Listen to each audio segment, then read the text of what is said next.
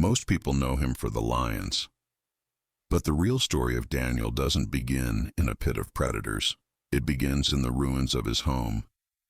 Imagine being a teenager, a prince of Jerusalem, watching your city burn, everything familiar reduced to ash, and then being dragged across a desert to serve the very empire that destroyed it. This isn't a children's story.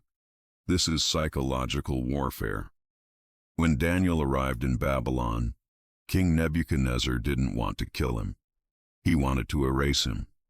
Babylon didn't conquer nations by force alone. It conquered identity. They changed his language, his education, his surroundings, and then they changed his name. Daniel, God is my judge, became Belteshazzar, a new label, a new allegiance. This is how empires win. They don't destroy you outright.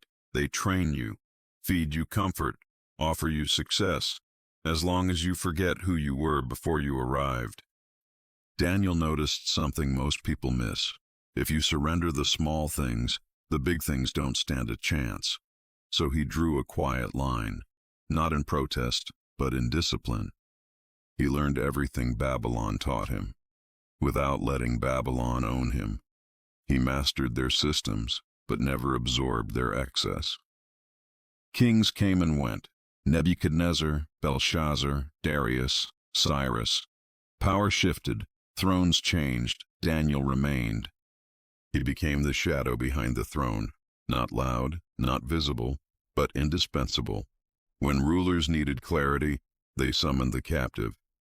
While others were blinded by excess and pride, Daniel saw clearly.